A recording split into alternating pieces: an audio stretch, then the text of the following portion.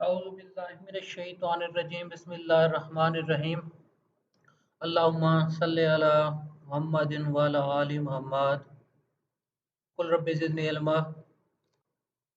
अस्सलामु अलैकुम respected students. आज मोरखा 28 अगस्त 2020 7 मुहर्रम उल हराम 1442। कल तारीख गलती से गलत बता गया, 7 अगस्त था। स्टूडेंट्स ने करेक्शन कर दी। बहुत शुक्रिया बेटा आप लोगों का। अल्लाह की रहमत से तसलसल को आगे बढ़ाते हैं। मजमूए ताज़ीरात पाकिस्तान बगैर किसी तमहीद के एपिटाइज़र आप लोग बहुत पसंद करते हैं। बेटा कल मुख्तसर अल्फाज में बताया था, रूहानी दीनी इल्मी तरबियत खालिसतन सिर्फ आपके इल्म की बात करूंगा जो आजकल आप लोग पढ़ रहे हैं। उस पर बेटा कुछ सदियों के आजमाए हुए तजर्बात हैं। उनमें दो चीज़ें मैं लेके आऊँगा, एक है सब्र और दूसरा है गुस्सा। तीसरा आप समझ लें कि अल्लाह की याद, इस्तग़फ़ार करना। बगैर किसी लंबी बात के दो छोटे से वाक़यात हैं। यकीन करें, जब भी मायूसी होती है या थक जाते हैं या गुस्से हो जाते हैं तो इन छोटे छोटे वाक़यात को बहुत ज़्यादा याद कर लेते हैं। मुहर्रम उल हराम के दिन चल रहे हैं। कोई शक नहीं, कायनात की दुनिया की ये बेहतरीन मिसाल है, कुर्बानी है, सब्र की, हिम्मत की और किरदार की। वैसे बाय द वे याद आ रहा है, एक दफ़ा हम कोई शायद ऑफिशियल विज़िट वगैरह था, किसी सेंट्रल जेल में बैठे थे तो वहाँ पर मुलाकात हो गई। उसमें एक शख्स ने ना क्या कमाल बात की। उन्होंने कहा यही थक जाते हैं, परेशान हो जाते हैं। तो यकीन करें आज तक वो बात पल्ले से बांधी हुई है। उन्होंने कहा कि अल्लाह से हमेशा यही दुआ की है कि हज़रत ज़ैनब सलामुल्लाह अलैहा जैसा मेरे अल्लाह हमें सब्र दे और हिम्मत दे।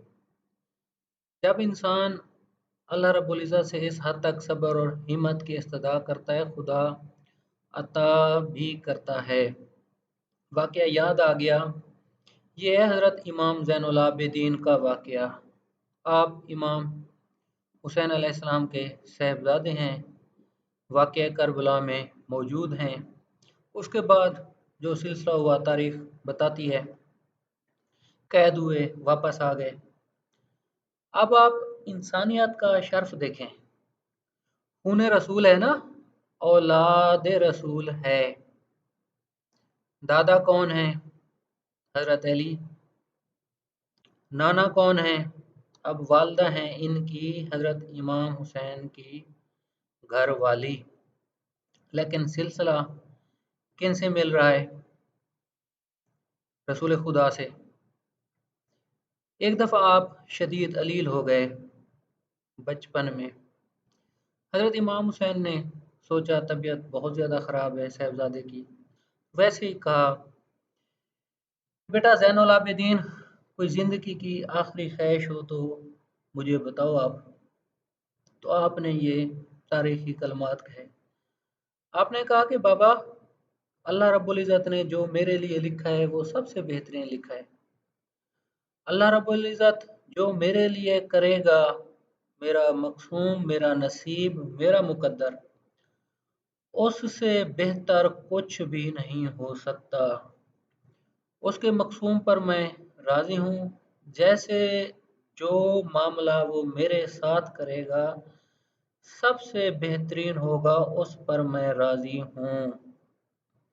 तो इस पर इमाम हुसैन अलैहिस्सलाम बहुत ज़्यादा मुतमईन हुए और कहा कि बेटा ज़ैनुल आबिदीन, आपने ये बहुत खूबसूरत बात की है। आपने अपने जद अमजद हज़रत इब्राहीम अलैहिस्सलाम वाली बात की है। मेरे बहन भाइयों, अल्लाह की रज़ा, अल्लाह का हुक्म, हमारा नसीब मुक़द्दर, तो अल्लाह ने लिख दिया उस पर राज़ी रहें। दुनिया की कायनात का बेहतरीन असूल है। यही सिलसिला गुफ्तगू का वैसे ही मुख्तसर ऐसे वाक़या याद आ गया इमाम ज़ैनुल आबिदीन का। आप जब कैद से आज़ाद होकर वापस आ गए तो बहुत ज़्यादा परेशानी में रहते थे क्योंकि वाक़या करबला हो चुका था। तो एक दिन इत्तला मिली, सुबह आप घर में मौजूद थे, मुलाजिम ने इत्तला दी, उस वक्त गुलाम होते थे, कि जी फ़लाँ शख्स आपसे मुलाकात करने आए हैं। आपने कहा कि ठीक है, उन्हें बिठा दें इज़्ज़त और एहतराम के साथ, और बेहतरीन नाश्ते का एहतमाम किया। उस शख्स को नाश्ता पेश किया गया, उसने नाश्ता किया। यकीनन जो तारीख बताती है, मुझे याद आता है, वो इंतहाई परेशानी के आलम में आया था। आपने उसे बेहतरीन इखलाक से, आला इखलाक से मुलाकात की, अच्छे तरीके से मिले, गुफ्तगू की। तो वो शख्स हद से ज़्यादा हैरान हुआ, कहता है कि शायद आपने मुझे पहचाना नहीं। आपने फरमाया कि ए अब्द खुदा, ए अब्द खुदा, अपने कातलों को कौन माफ़ कर सकता है, या कौन, माफ़ी चाहता हूँ, माफ़ का लफ्ज़ नहीं कहा था, अपने कातलों को कौन भूल सकता है। उस शख्स ने कहा कि ए फर्जंद रसूल, मैंने इतना जुल्म किया। वो इंसान वाक़या करबला में मौजूद था। उसने जो इमाम ज़ैनुल आबिदीन के करीबी रिश्तेदार थे, हज़रत अली अकबर थे, हज़रत अली असगर, हज़रत गाज़ी अब्बास, उस शख्स ने उनमें से किसी को शहीद किया था। शख्स ने हैरत से कहा कि ए फर्जंद रसूल, आपने इतना मुझे आला इखलाक दिया, हालांकि मैं तो कातलों में से हूँ, आपके करीबी रिश्तेदारों के। तो फिर आपने तारीखी जवाब दिया, क्या है अब्द खुदा, वो आपका फ़ेल था और ये हमारा फ़ेल है। हमने आपको बिठाया, इज़्ज़त दी। अब ये देखें तरबियत, तरबियत में देखें ना किस हस्ती की है। इमाम हुसैन के साहिबजादे हैं और खून कौन सा है। ये हमारे लिए एक पैगाम है। हम बहुत ज़्यादा नफ़रत करते हैं, गुस्सा करते हैं, जल्दबाज़ी में आ जाते हैं। हाँ, मसाइल ज़िंदगी के होते हैं। बहुत ज़्यादा अक्सर जो कहते हैं कि हकीकतें होती हैं जिन्हें इंसान नहीं बर्दाश्त कर सकता। लेकिन इल्मी लिहाज से, क्योंकि बात ही शुरू मैंने की है कि अगर इल्मी लिहाज से आप अपनी तरक्की चाहते हैं, इस साइड पे आ जाएं। वैसे बाय द वे इमाम हम्बल रहमतुल्लाह अलैह का वाक़या याद आ गया। यकीन करें, बहुत दिल खुश होता है ये वाक़या बयान करके, बड़ी तसल्ली होती है। इमाम अहमद बिन हम्बल बहुत बड़ा नाम, बहुत बड़ी हस्ती हैं, आलम इस्लाम में बहुत बड़ी हस्ती हैं। आप एक दफ़ा सफ़र कर रहे थे देहात में, क्योंकि पुराने दौर थे, सहूलियात नहीं थी, और अल्हम्दुलिल्लाह मीडिया भी आज के दौर वाला नहीं था। तो आपने किसी देहात में क़याम करना था, रात हो गई थी, मगरिब की नमाज अदा की। उसके बाद आपने दरबान मस्जिद से कहा। आप देखें ना वजह क्या थी, तारुफ नहीं कराना चाहते थे कि लोग प्रोटोकॉल के मामले में तकल्लुफ़ में आ जाएंगे। मकसद ये कि आप किसी को तकलीफ़ नहीं देना चाहते थे। तो दरबान मस्जिद से आपने फरमाया कि मैं मुसाफिर हूँ, अगर मुझे रिहाइश मिल जाए तो आपकी मेहरबानी होगी। उसने कहा कि नहीं जी, मुसाफिर को इस मस्जिद में क़याम की इजाज़त नहीं। फिर आपने कहा कि चलो मैं मस्जिद के बाहर सो जाता हूँ, आप ये इजाज़त दें। उसने कहा नहीं जी, ये भी इजाज़त नहीं है। अब खादिम मस्जिद ने ये जवाब दिया। तो इसी दौरान एक वहीं का मकामी इंसान था, उसे मैं तो वलीउल्लाह कहूँगा, अल्लाह का नेक बंदा कहूँगा। वो ये डायलॉग सुन रहा था, 2.5 लाख से बात याद आ गई। माशाल्लाह आप स्टूडेंट्स ना बहुत ज़्यादा मेहनत कर रहे हैं। आप लोगों का वर्क मैं बकायदा चेक कर रहा हूँ। ये और बात है कि अभी दमन ने वक्त में इतनी ज़्यादा गुंजाइश बेटा नहीं है कि एक एक को इंडिविजुअली रिप्लाई कर सकूं, लेकिन हर स्टूडेंट का ऐसे समझे मैंने एक वो नोट लिख रहा हूँ नोटबुक पर। माशाल्लाह बहुत आला चल रहे हैं। इंग्लिश के लिहाज से बाकी लिहाज से आप लोगों की इम्प्रूवमेंट बहुत अच्छी है। मेरी दुआ अल्लाह रब्बुल इज़्ज़त आप लोगों को बहुत इज़्ज़त दे। इमाम अहमद हम्बल की बात हो रही है, 2.5 लाख एक इंसान सुन रहा था। उसने फिर इमाम अहमद बिन हम्बल से मुखातिब होकर कहा कि ए मुसाफिर, अगर आप मुनासिब समझें तो मेरे पास रिहाइश रख लें, मेरे पास है रिहाइश की सहूलत। इमाम ने कबूल कर ली। आप चले गए उनके पास। अब उन बंदे का काम था रोटियां नान पकाना, नान बई जिसे हम कहते हैं। अब आपने इमाम अहमद बिन हम्बल रहमतुल्लाह अलैह ने नोट किया उसके पास जाकर कि वो शख्स ये नान भी बना रहा है, पका रहा है और साथ अस्तगफिरुल्लाह रब्बी व अतूबु इलैह का विर्द भी कर रहा है। आप बड़े खुश हुए देखकर, तजस्सुस हुआ, क्योंकि उस वक्त की इतनी बड़ी इल्मी शख्सियत, कमाल, फ़ख्र होता है ऐसे लोगों पर। अल्लाह रब्बुल इज़्ज़त, मैं तो ये कहता हूँ कि उनके सदक़े हमारे गुनाह माफ़ करे। अल्लाह ने जिन्हें पहले इतना बड़ा रुतबा दे दिया है। तो आपने फरमाया कि उस शख्स से जो मेज़बान भी है और नान भी पका रहा है कि अब्द खुदा आप मुझे ये बताओ क्या पढ़ रहे हो? देखा इस्तग़फ़ार पढ़ रहे। कहा कि आप मुझे ये बताओ आज तक आपकी कोई ऐसी दुआ जो कबूल ना हुई हो? उसने जवाब दिया कि ऐ मुसाफिर, अल्लाह ने बहुत अता कर दिया है, सारी दुआएं कबूल हो चुकी हैं, लेकिन एक दुआ मांगी है कि मेरे अल्लाह मेरी इमाम अहमद बिन हम्बल से मुलाकात करा, मुझे उनसे मिलने का बहुत शौक है। तो आपने फरमाया कि अब्द खुदा, मैं इमाम अहमद बिन हम्बल हूँ। नतीजा अस्तगफिरुल्लाह रब्बी व अतूबु इलैह। मेरे बहन भाइयों, एक इतना बड़ा कलमा है माफ़ी अल्लाह रब्बुल इज़्ज़त से मांगना, गुनाहों की तौबा करते रहना। अल्लाह रब्बुल इज़्ज़त कोई दुआ रद्द नहीं करता। यकीन करें ये वाक़या सुनकर, पढ़कर और सुनाकर बहुत ज़्यादा इत्मीनान मिलता है। दुआ अल्लाह रब्बुल इज़्ज़त कबूल करता है, लेकिन शुरू से मैं इस बात पर आ रहा हूँ, इख्तिसार के साथ कहूँगा, सिर्फ हिंट दूँगा। जब ये एफएससी वगैरह के मैट्रिक के रिजल्ट आते हैं ना, बहुत सख्त बात कर रहा हूँ, कुछ बच्चे खुदकुशी कर जाते हैं या कुछ ऐसे जज्बाती लोग देखें, बहुत ज़्यादा गुस्सा नफरत का इजहार किया, मोबाइल बंद कर दिया, घर वालों से बाईकाट कर दिया, एक एक हफ्ता अपने कमरे में साहब या साहिबा, भाई या बहन आराम फरमा रहे हैं, बहुत परेशान हैं जी, रिजल्ट ठीक नहीं आया।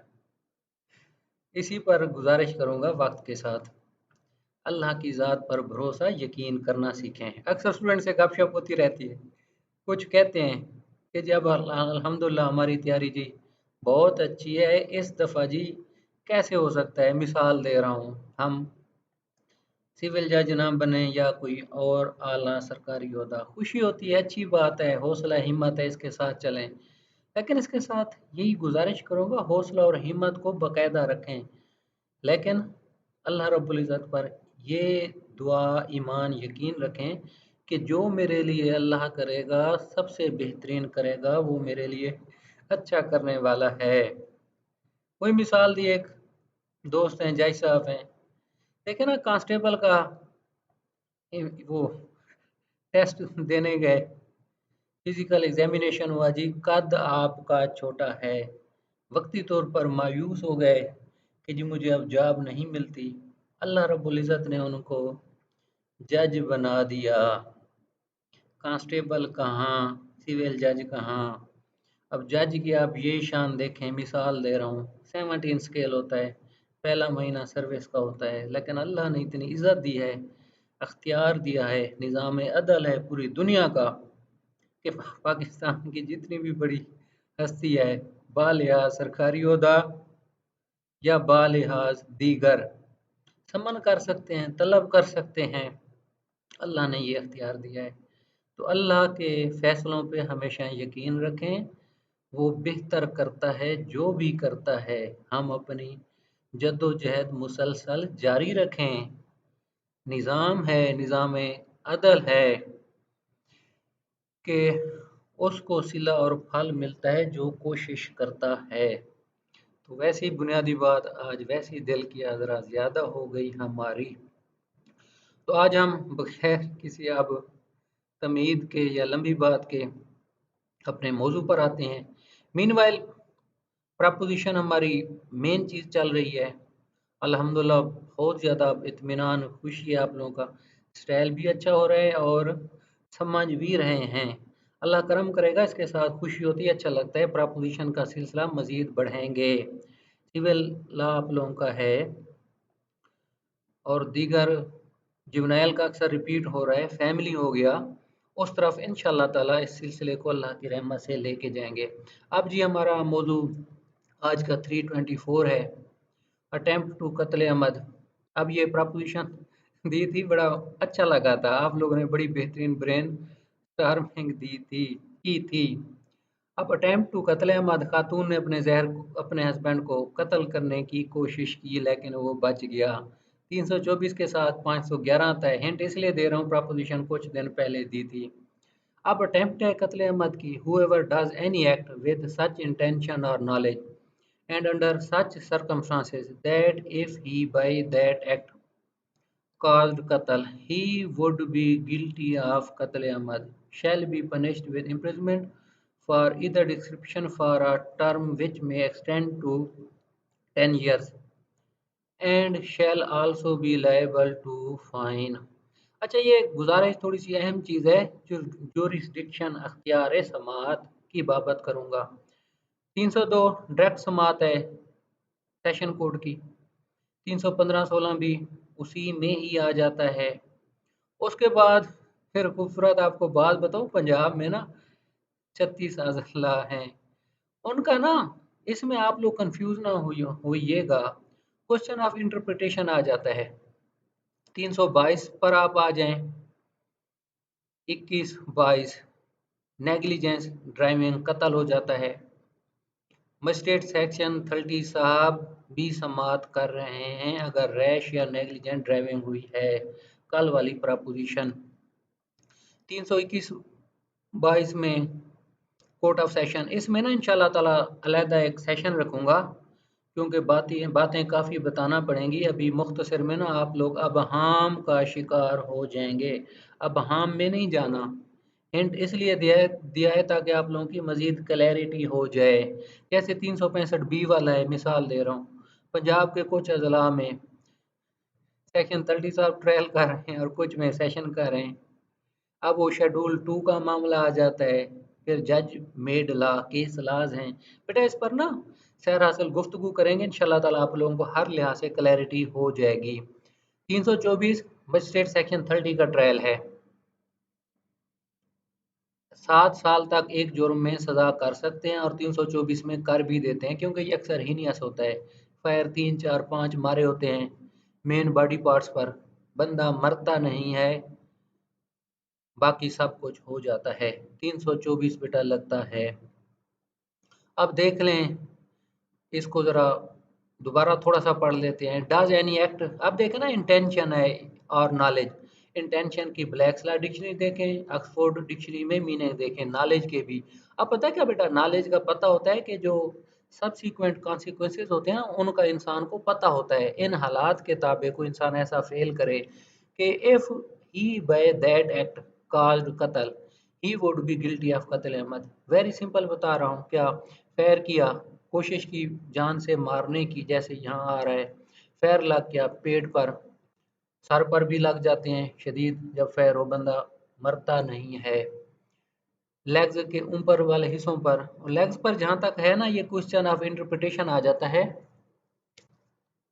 जब सजा के वक्त शुरू में आप ऐसे समझे एफआईआर में 324 लग जाता है, लेकिन जब जैसे वह सजा करते हैं उस वक्त 324 का तलाक बाज़ औक़ात नहीं करते।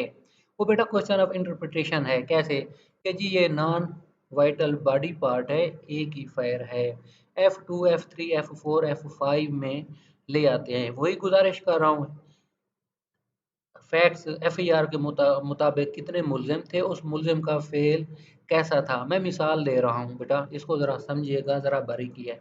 एक मुलजिम ने, एक उसके पास गन है, रिपीटर आप समझ लें, उसने एक फायर से एक बंदे को कत्ल कर दिया। अब दूसरा फायर दूसरे शख्स पर मारा, उसकी टांग पर लग गया। अब ये देखें, इसमें शायद क्वेश्चन ऑफ इंटरप्रिटेशन की बात कि वो शख्स शायद 324 के दायरे से ना निकल सके।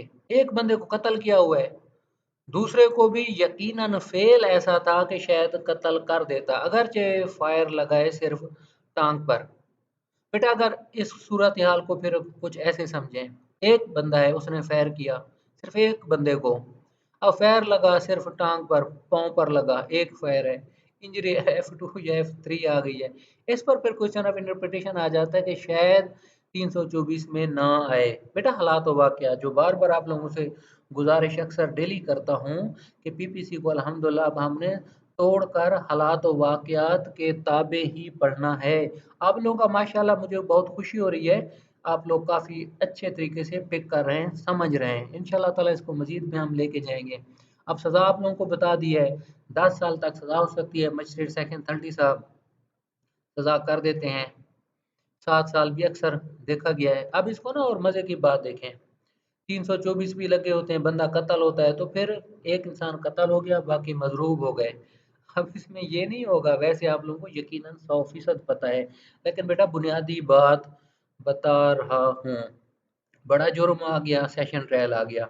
अब जो हमारे एएसजे साहब या सेशन जज साहब अगर ट्रायल करेंगे तो बाकी जो छोटे जराइम लगे हुए हैं ना, दीगर मुल्ज़मान हैं, दीगर मजरूबान हैं, एफआईआर एक हो गई तो इस पर सेशन ट्रायल ही होगा। ये नहीं कह सकते मसलन काउंटर केस भी बन जाता है, काउंटर से बेटा एक एफआईआर हो गई, फिर दूसरी हो गई, दूसरी में सिर्फ 324 लगा हुआ है या छोटे ऑफेंसेस हैं, लेकिन काउंटर केस है अमूमन जनरली कोर्ट ऑफ सेशन ही इसे डिसाइड करती है, एप्लीकेशन वगैरह आ जाते हैं, केस ट्रांसफर हो जाते हैं। अच्छा, if hurt is caused to any person by such act, the offender shall in addition to the imprisonment and fine as aforesaid। बेटा ऐसे होता है। अब कैसे, मजे की बात सुने, and if hurt is caused to any person by such act. अब देखें बेटा 334 लग गया, 336 लग गया, 337 A2 A3, 337 F4 F5 F6, ये बात हो रही है। The offender shall in addition to the imprisonment and fine as aforesaid be liable to the punishment provided for the hurt caused, provided that where the punishment for the hurt is qisas, which is not executable, the offender shall be liable to arsh and may also be punished with imprisonment of either description। अब इसका गौर से सुन लें बेटा, fire किया है ना, अगर पेट पर फायर लगे हैं या उन पर आप लोग शज्जा और बाकी इंशाल्लाह ताला अब हम हार्ट पर आएंगे ना, आप लोग देख लेंगे जर्ब क्या है, जैफा क्या है, गैर जैफा क्या है, शज्जा क्या है, बॉडी के किस पार्ट पर फायर लगे कौन सा जुर्म बनता है। सर पर, धड़ पर आमतौर पर कहते हैं, कानून में कहते हैं कि असाज़ा अक्सर मिसाल देते थे, ला में गर्दन का कंसेप्ट ही नहीं है, सर है और आपके नीचे बॉडी शुरू हो रही है। 337 डी के अक्सर पर्चे आ जाते हैं एफ आई आर में। अगर इन एडिशन टू कोई हर्ट काज हुई है ना, मेडिकल बन गया है, तो मुलजिम को उसमें भी सज़ा होती है, इसमें भी सज़ा होती है। सज़ा का बड़ा दिलचस्प है, 71 हमने पढ़ा हुआ है बेटा, उसको इंशाल्लाह ताला बार बार रिपीट करते जाएंगे, आपका बेहतरीन कंसेप्ट हो जाएगा, उस पर कंफ्यूज नहीं होना। रिपीट में इंशाल्लाह ताला करता रहूँगा कि जुर्म कौन कौन से बनते हैं, ट्रायल किन किन में होगा, और हतमी सज़ा कैसे किन जराइम में हो सकती है। इसको आप फ्रेमिंग ऑफ चार्ज में भी ज़रा देख लेंगे, सीआरपीसी के अपने मौजू में। बेटा इसमें सज़ा का आप लोगों को बता दिया।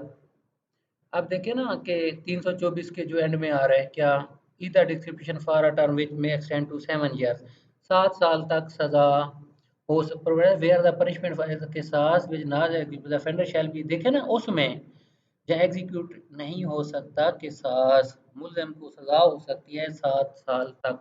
बेटा उसके बाद 325 पर काफ़ी हमारी पहले अल्हम्दुलिल्लाह रिसर्च में बहस हुई थी।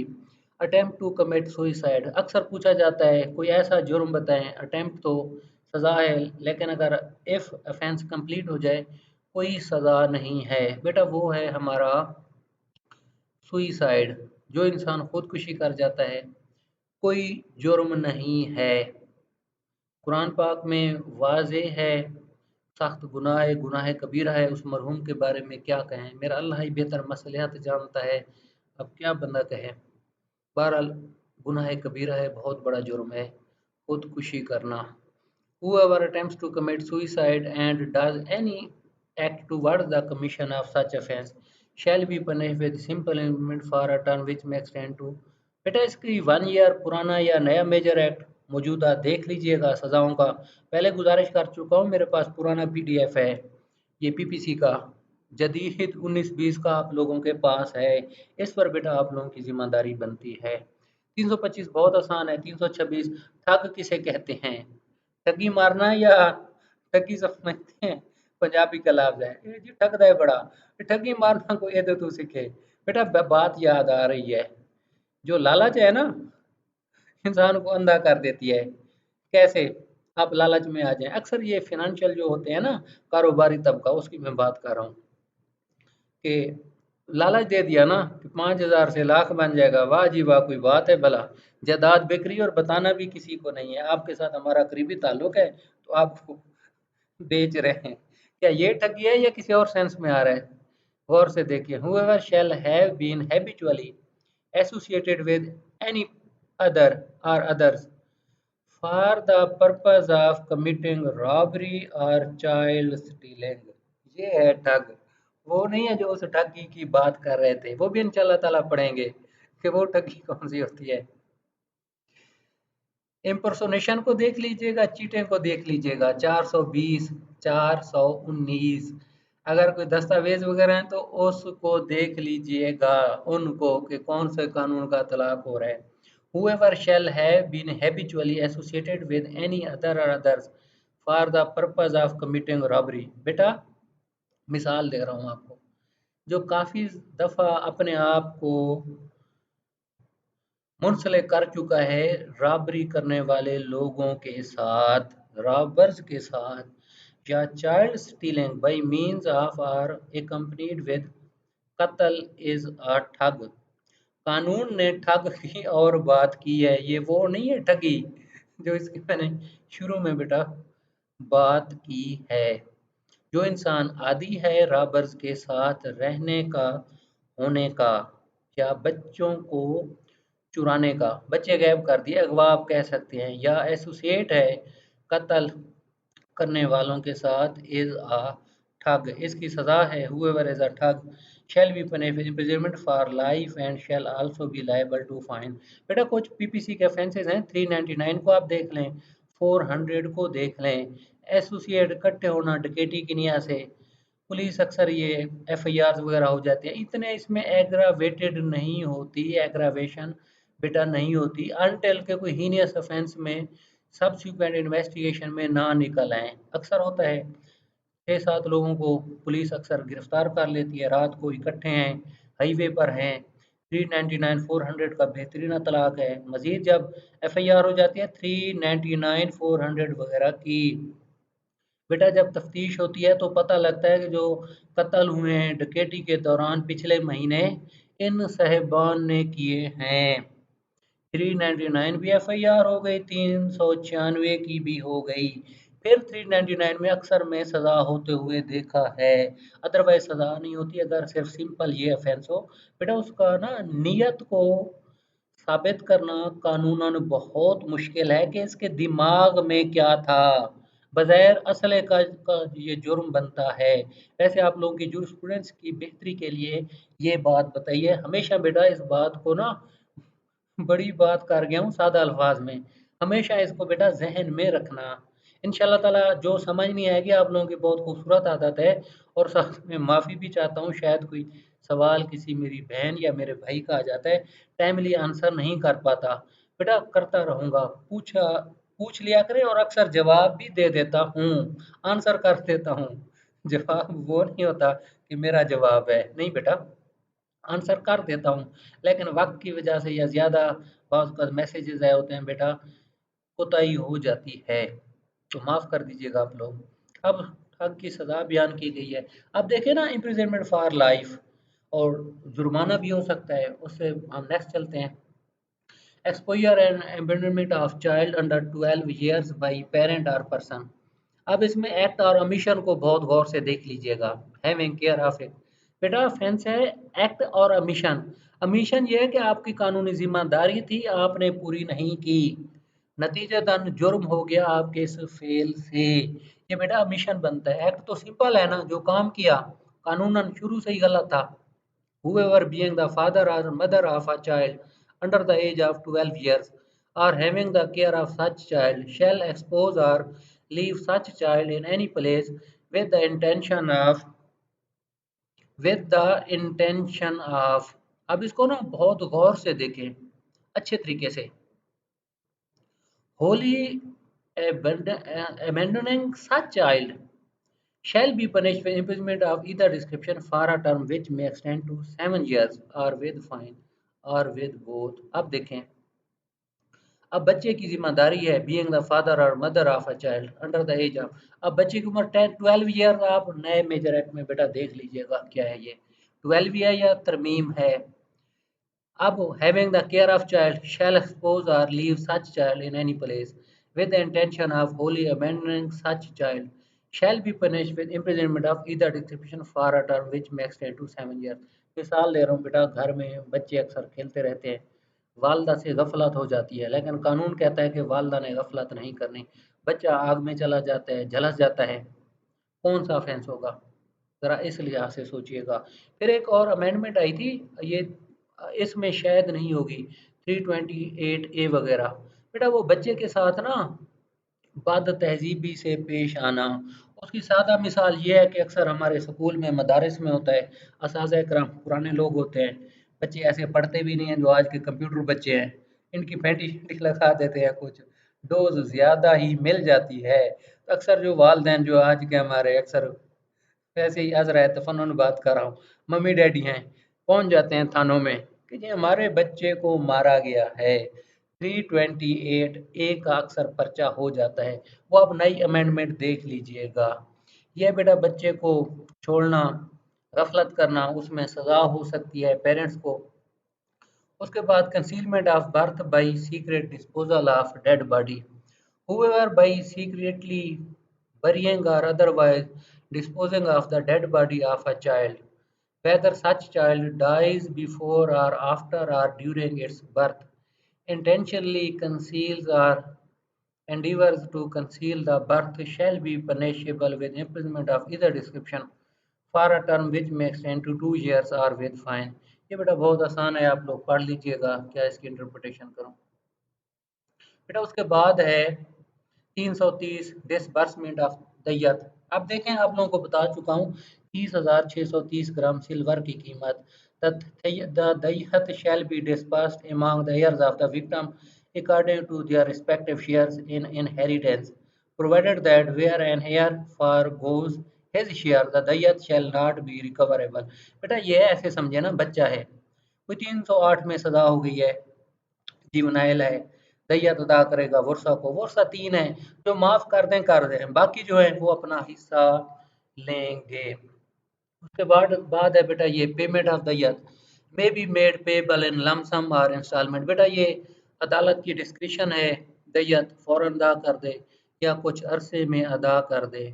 Period of 3 years from the date of the final judgment, अदालत का ये इख्तियार है। Where a convict fail to pay दैयत और any part thereof within the period specified in subsection, the convict may be kept in jail and, अब देखें ना, दैयत का हुक्म हो गया, रिलीज भी बाज़ बात हो जाते हैं, देना बंद कर दी, वारंट निकाला और दोबारा उसे अंदर भेज दिया कि दो पैसे वरना बाहर नहीं आओगे। सिंपल इम्प्रिजनमेंट होगी, जब दैयत अदा वाजिब अदा होगी वो अदा नहीं करेगा।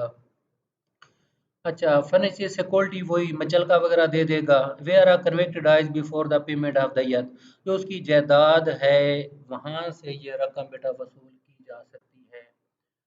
ये हमारा 331 बेटा। उसके बाद नेक्स्ट इंशाल्लाह ताला हम लोग हल्ट को शुरू करेंगे, तो अल्लाह करम करेगा। साथ पढ़ते रहा करें, हमारे लिए दुआ किया करें। अल्लाह रब्बुल इज़्ज़त आप सब लोगों का हामी और नासिर हो। अस्सलामु अलैकुम वरहमतुल्लाहि वबरकातुहू।